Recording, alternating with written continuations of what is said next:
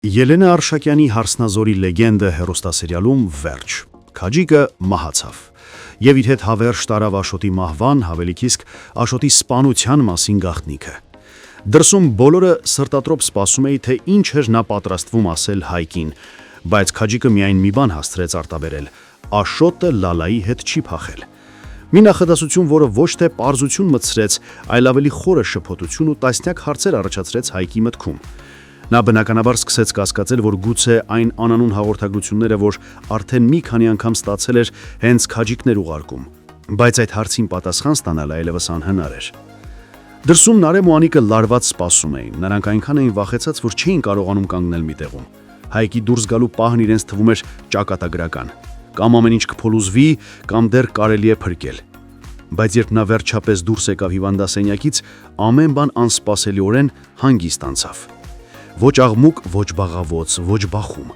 որովհետև Հայկը ի վերջո չիմացավ այն, ինչին սպասում էին բոլորը։ Ճշմարտությունը մնաց սառեցված։ Տուն վերադարձից հետո Հայկը հավաքեց ընտանիքի անդամներին՝ Միկոյին, Քեռուն, Վարոյին։ Նա մանրամասն պատմեց իր եւ Քաջիկի վերջի խոսակցությունը, այն միակ նախադասությունը, որը հասցրեց ասել Քաջիկը նախքան մահանալը։ Միկոն, լսելով եղբոր պատմածը, առաջինն է, որ կասկած է հայտնում։ Նա ասում է, որ անհավատալի է Քաջիկը պարզապես այդքան ճանապարհ անցներ, զանգեր Հայկին, նրան այդպես շտապեցներ միայն այսքան բան ասելու համար։ Ինչ որ բան կիսատ է, ինչ որ բան թաքցված է։ Քերին ու Հայկը եւս համաձայն են։ Ճշմարտության մի հատված կա, որը բաց թողնվեց, որը խլեց մահը։ Վարոն իր հերթին հարցնում է, արդյոք Քաջիկը որևէ անուն չի տվել։ Հայկը բացասական պատասխան է տալիս։ Եվ այդ պահից սկսած բոլորի մտքում հարցերի պակաս չկա։ Հայկն ու Միկոն համախմբվում են մի նպատակով՝ գտնել իրենց հորը։ Եթե Աշոտը Լալայի հետ չի փախել, եթե նա Լալայի կողքին չէ, ուրեմն ուր է նա։ Իսկ եթե Աշոտը չկա, ուր է Լալան։ Երկուսն էլ կորած են, բայց գուցե նույն պատմության մեջ են։ Իսկ Արմոն նա խորապես հիասթափված է։ Քաջիկի մահը չբերեց այն արդյունքը, որի համար նա այդքան աշխատել էր։ Նրա պլանը Հայկին Քաջիկի բերանով պատմել Սակուի հանցանքի մասին զախողվեց։ Նա համոզված էր, որ Հայկը իմանալով ճշմարտությունը կշուռ տար ամեն ինչ ու Ադամյաններն ու Աշոտենց ընտանիքը հավիտենես թշնամիներ կդառնային։ Ուրեմն Հայկը երբեք էլ Նարեի կողքին չէր լինի, բայց կյանքը այլ խաղ խաղաց։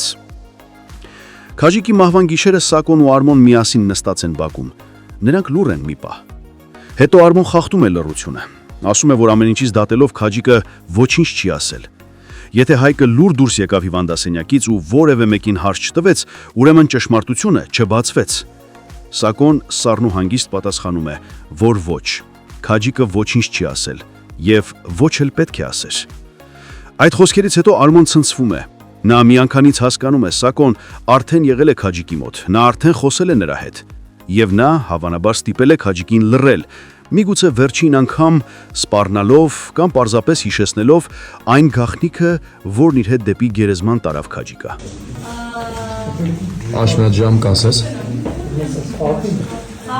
Հեծած քեզ աղաբերես։ Հեծած քեզ, հասկաց, մերսի։ Տոլման այո, սուստոր։ Այո, տոլմա, Մարիամի Ինիջարից մի քանի հատիկ բանա մեջը սովորական ինչ հրանձով էլ կա մեջը։ սուտ տոլմա։ Հա, մի քանի Ես որ ինքը ինձ նորմալ մամայություն անում, հանգիստներ ենք պատրաստել է, ականչանով, բանով, ամեն ինչով, տեղին։ Սպեսի պորտիկացի հետ լավ է, չէ՞։ Ով ասացի։ Դե ինչ էիր ասում, ասում էիր, տունը ճաշով Տիկին Անիկ, տակ ճաշով տղամարդը։ Որ չեմ պահում։ Տակ ճաշով, բայց դե փոքր եք, մի օր կհասկանամ։ Երիտասարդ աղջիկ է, երեկ։ Գոնե համամով, Մառոժին համովա։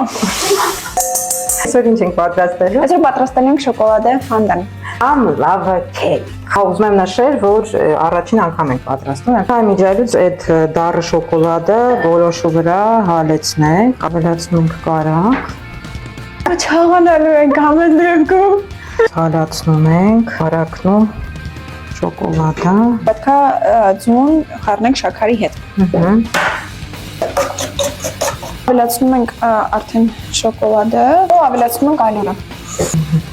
Մի փոքր վանիլին։ Քիչ է լավ։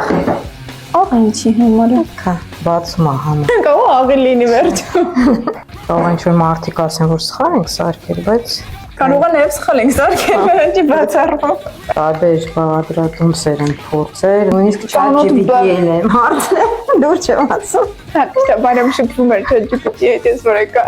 Մի փոքր պետք է լինի կակաուն։ Տեսում եք նա այսպես 4 մասի, այսպես։ Դեղը։ Իբա տեղափոխում ջար։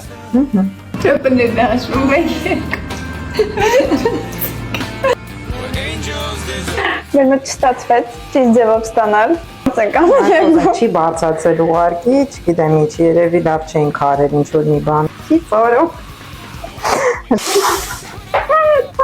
Ինչ է, շոկոլադե բլիթ։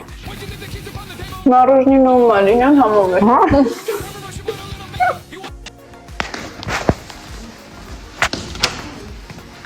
Մար լիսի շուտ 3 հատ հարց եմ տալի, պետք է շուտ պատասխանես։